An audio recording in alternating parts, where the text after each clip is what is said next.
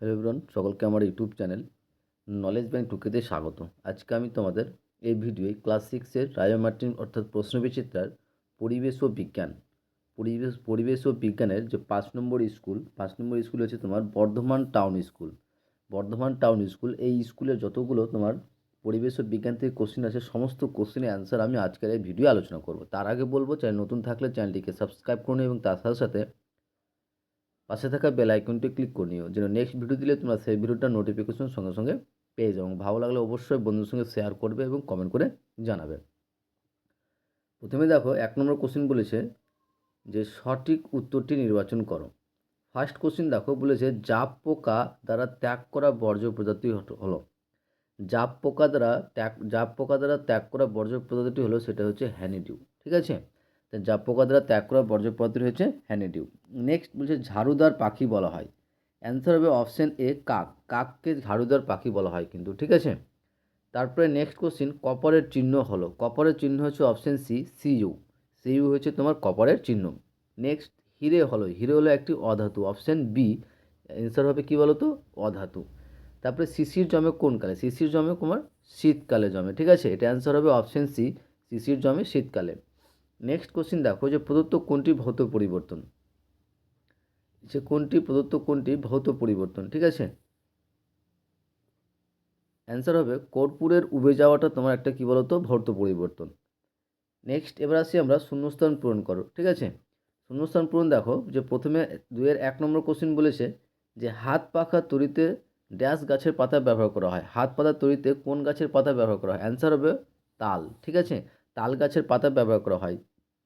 হাত পাখা তৈরি করতে তাল গাছের পাতা ব্যবহার করা হয়। ওকে, নেক্সট যে পাউরুটি তৈরিতে যে অণুজীব ব্যবহার করে তা হলো ড্যাশ। অ্যান্সার হবে ইস্ট। কি বলো তো, ইস্ট। পাউরুটি তৈরিতে যে অণুজীবটি ব্যবহার করা হয় সেটা হচ্ছে তোমার ইস্ট। নেক্সট কার্বারিল হলো একটি রাসায়নিক ড্যাশ। অ্যান্সার হবে কীটনাশক। কার্বারিল হলো একটি রাসায়নিক কীটনাশক। ঠিক আছে, কার্বারিল হলো একটি রাসায়নিক কীটনাশক। তারপরে 4 নম্বর বলছে পুড়ে যাওয়া হলো একটি ড্যাশ পরিবর্তন। পুড়ে যাওয়া হলো একটি রাসায়নিক পরিবর্তন। ঠিক আছে, পুড়ে যাওয়া একটি কী বলো তো, পুড়ে যাওয়া একটি রাসায়নিক পরিবর্তন। আশা করছি বুঝতে পেরেছো। তারপরে নেক্সট দেখো 5 নম্বর কোশ্চেন দেখো, 5 নম্বর কোশ্চেন কী বলেছে? 5 নম্বর কোশ্চেন বলেছে যে একটি তরল ধাতুর উদাহরণ হলো ড্যাশ। একটি তরল ধাতুর উদাহরণ হলো ড্যাশ। অ্যান্সার হবে পারদ। পারদ হলো একটি তরল ধাতু। তারপরে নেক্সট কোশ্চেন যে পরিশোভন পদ্ধতিতে ফিল্টার কাগজের উপর পড়ে থাকা কঠিন পদার্থ হলো ড্যাশ। পরিশোভন পদ্ধতিতে ফিল্টার কাগজের উপর পড়ে থাকা কঠিন পদার্থ ড্যাশ। অ্যান্সার হবে অর্ধক্ষেপ বা অবশেষ। ঠিক আছে, যে কোনো একটা লিখলে হবে, অর্ধক্ষেপ বা অবশেষ, বা দুটো এইভাবে লিখলেও কোনো প্রবলেম নেই।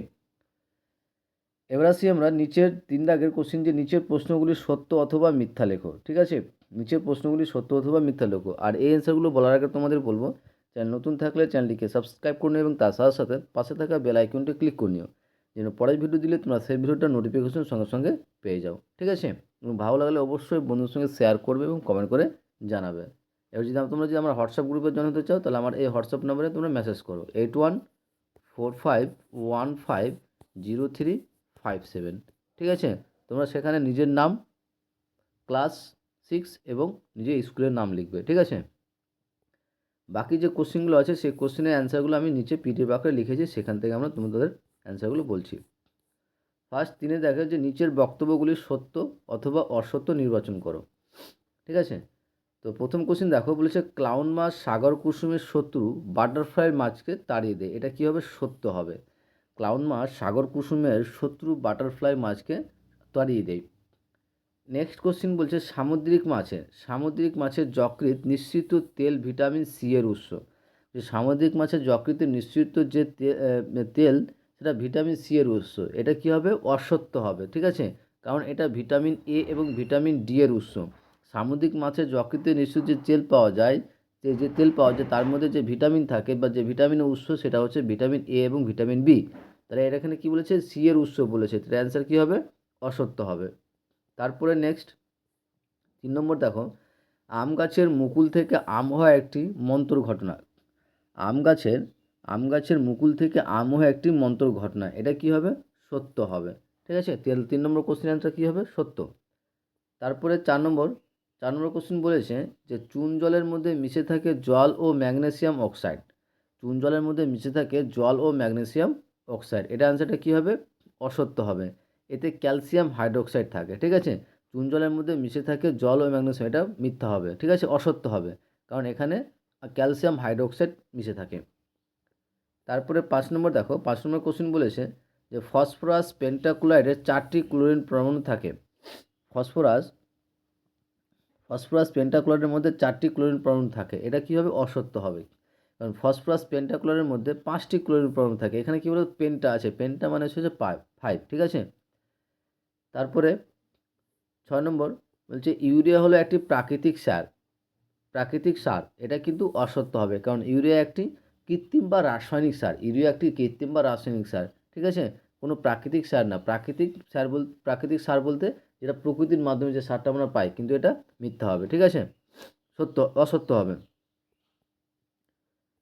তারপরে 4 দাগের কোশ্চেনগুলো দেখো, বলেছে নিচের প্রশ্নগুলির উত্তর দাও। ফার্স্ট 1 নম্বর কোশ্চেন বলেছে ভৌত ও রাসায়নিক পরিবর্তনের মধ্যে পার্থক্য, যেটা 3টা বলেছে, যে ভৌত ও রাসায়নিক পরিবর্তনের 3টি পার্থক্য লিখবে।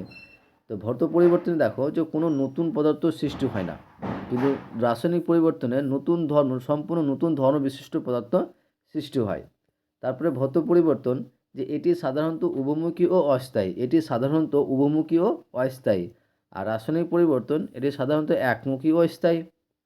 ভৌত পরিবর্তন পদার্থের মূল গঠনের পরিবর্তন হয় না, কিন্তু রাসায়নিক পরিবর্তনে পদার্থের মূল অণুর গঠন বদলে যায়। এই ছিল তোমার ভৌত ও রাসায়নিক পরিবর্তন 3টি পার্থক্য। এবার বলছে যে এমন একটা উদাহরণ লেখো যেখানে ভৌত ও রাসায়নিক পরিবর্তন উভয় পরিবর্তন ঘটেছে। তাহলে এমন একটা উদাহরণ লিখতে বলেছে যে উভয় পরিবর্তন ঘটেছে, মানে যেখানে রাসায়নিক এবং ভৌত পরিবর্তন উভয় একই সঙ্গে ঘটেছে। উদাহরণ হিসেবে বলছি যে একটি মোমবাতির দহন, সেটা হচ্ছে একটা মোমবাতির দহন, কারণ মোম গলে যাওয়া হলো ভৌত পরিবর্তন, এবং সুতোর দহনে কার্বন ডাইঅক্সাইড ও জলীয় বাষ্প তৈরি হলো রাসায়নিক পরিবর্তন। তাহলে রাসায়নিক ও ভৌত পরিবর্তন উভয় পরিবর্তন ঘটেছে এমন একটি উদাহরণ দাও, সেটা হবে মোমবাতির দহন। এখানে মোমবাতি গলে যাওয়াটা হচ্ছে ভৌত পরিবর্তন, এবং সুতোর দহনে কার্বন ডাইঅক্সাইড ও জলীয় বাষ্প তৈরি হওয়াটা হচ্ছে রাসায়নিক পরিবর্তন। আশা করছি বুঝতে পেরেছো। নেক্সট 2 নম্বর, যে মিথজীবিতা কাকে বলে? ভেরি ভেরি ইম্পর্টেন্ট কোশ্চেন, যে মিথজীবিতা কাকে বলা হয়? মিথজীবিতা কাকে বলে, এবং তার সঙ্গে একটা কোশ্চেন আছে সাগর কুসুম ও সন্ন্যাসী কাঁকড়ার মধ্যে সম্পর্কটা কী? সাগর কুসুম ও সন্ন্যাসী কাঁকড়ার মধ্যে অ্যাকচুয়ালি মিথজীবিতার সম্পর্কটা কী সেটা বের করতে বলেছে। তো মিথজীবিতা কাকে বলে? যে যখন দুটি ভিন্ন জীব একে অপরের উপর নির্ভর করে বেঁচে থাকে, এবং উভয় উপকৃত হয়, তখন সেই সম্পর্ককে মিথজীবিতা বলা হয়, ঠিক আছে। এবার নেক্সট কোশ্চিন, যে সাগর কুসুম ও সন্ন্যাসী কাঁকড়ার মধ্যে মিথজীবিতার সম্পর্ক, ঠিক আছে, মিথজীবিতার সম্পর্কটা কি? যে সন্ন্যাসী কাঁকড়া তার পিঠে সাগর কুসুমকে বয়ে নিয়ে বেড়ায়, যার ফলে সাগর কুসুম খাবারের সুযোগ পায়। বিনিময়ে সাগর কুসুম তার বিষাক্ত কর্ষিকার সাহায্যে শত্রুর হাত থেকে সন্ন্যাসী কাঁকড়াকে রক্ষা করে। এটাই হচ্ছে তোমার কি বলতো, সন্ন্যাসী কাঁকড়া এবং সাগর কুসুমের মধ্যে মিথজীবিতার একটি সুন্দর একটা সম্পর্ক। তারপরে 4 নম্বর কোশ্চিন, 3 নম্বর কোশ্চিন, যে যোজ্যতা কাকে বলা হয়? ও বালি ও লোহার চূর্ণ পৃথকীকরণ, মানে বালি এবং লোহার চূর্ণ কীভাবে পৃথক করবে সেটা বের করতে বলেছে, ঠিক আছে। তো যোজ্যতা কাকে বলা হয়? যোজ্যতা হচ্ছে যে কোনো মৌলের একটি পরমাণু অন্য কোনো মৌলের যতগুলি পরমাণুর সঙ্গে যুক্ত হতে পারে সেই সংখ্যাকে ওই মৌলের যোজ্যতা বলা হয়। কোনো মৌলের একটি পরমাণু অন্য কোনো মৌলের যতগুলি পরমাণুর সঙ্গে যুক্ত হতে পারে সেই সংখ্যাকে ওই মৌলের যোজ্যতা বলা হয়। পৃথক কীভাবে করবে? যে একটা চুম্বক ব্যবহার করে যে লোহার চূর্ণ এবং বালিচূর্ণ ও লোহার চূর্ণ মিশ্রণকে কীভাবে পৃথক করবে? যে একটি চুম্বক ব্যবহার করে সেই মিশ্রণকে পৃথক করা যাবে। চুম্বকটিকে মিশ্রণের কাছে ধরলে লোহার চূর্ণগুলো চুম্বকে আটকে যাবে এবং বালি পড়ে থাকবে। এইভাবেই কিন্তু আমরা বালিচূর্ণ ও লোহার চূর্ণের মিশ্রণকে আলাদা করতে পারবো।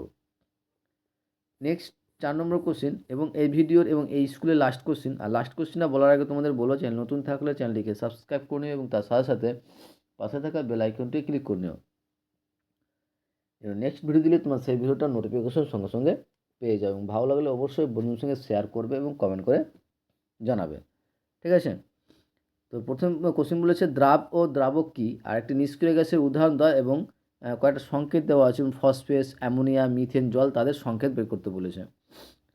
দ্রাব হচ্ছে কি, দ্রবণের যে পদার্থটি গুলে যায়, দ্রবণের যে পদার্থটি গুলে যায় তাকে আমরা কি বলবো, দ্রাব বলবো, যেটা পরিমাণে কম থাকে, ঠিক আছে। আর দ্রাবক হচ্ছে দ্রবণের যে পদার্থটি অন্যকে গুলে দেয়, অন্যকে গুলে দেয়। দ্রাবক হচ্ছে তোমার দ্রবণের যে পদার্থটি অন্যকে গুলে নেয় তাকে দ্রাবক বলা হয়। নিষ্ক্রিয় গ্যাস, দুটি নিষ্ক্রিয় গ্যাসের উদাহরণ দেয়, একটা হচ্ছে হিলিয়াম, একটা হচ্ছে নিয়ন। তাহলে হিলিয়াম ও নিয়ন হচ্ছে দুটি নিষ্ক্রিয় গ্যাসের উদাহরণ। এবং সংকেত লিখতে বলেছে কার, ফসফিন। ফসফিনের সংকেত কী হবে, PH3। ফসফিনের সংকেত হচ্ছে PH3। তারপরে অ্যামোনিয়ার সংকেত হবে NH3। মিথেনের সংকেত হবে CH4। এবং জলের সংকেত হবে কী বলতো, H2O। এই গেল আমাদের রায় মার্টিন অর্থাৎ প্রশ্নবিচিত্রার ষষ্ঠ শ্রেণীর পরিবেশ ও বিজ্ঞান থেকে 5 নম্বর স্কুল অর্থাৎ বর্ধমান টাউন স্কুলের সমস্ত কোশ্চিনের অ্যান্সার। ঠিক আছে। শেষে বলো, তোমাদের চ্যানেল নতুন থাকলে চ্যানেলটিকে অবশ্যই সাবস্ক্রাইব করুন এবং তার সাথে সাথে পাশে থাকা বেল আইকনটি ক্লিক করে নিও, যেন পরের ভিডিও দিলে তোমরা সেই ভিডিওটার নোটিফিকেশন সঙ্গে সঙ্গে পেয়ে যাও। ভালো লাগলে অবশ্যই বন্ধুদের সঙ্গে শেয়ার করবে এবং কমেন্ট করে জানাবে। এবং যদি তোমরা হোয়াটসঅ্যাপ গ্রুপে জয়েন হতে চাও তাহলে আমার এই হোয়াটসঅ্যাপ নম্বরে মেসেজ করো, 8145150357। ঠিক আছে। নিজের নাম, স্কুলের নাম এবং ক্লাস 6 লিখবে, তাহলে আমি তাকে সেই গ্রুপে জয়েন করব। ওকে, থ্যাংক ইউ ভিডিওটা দেখার জন্য।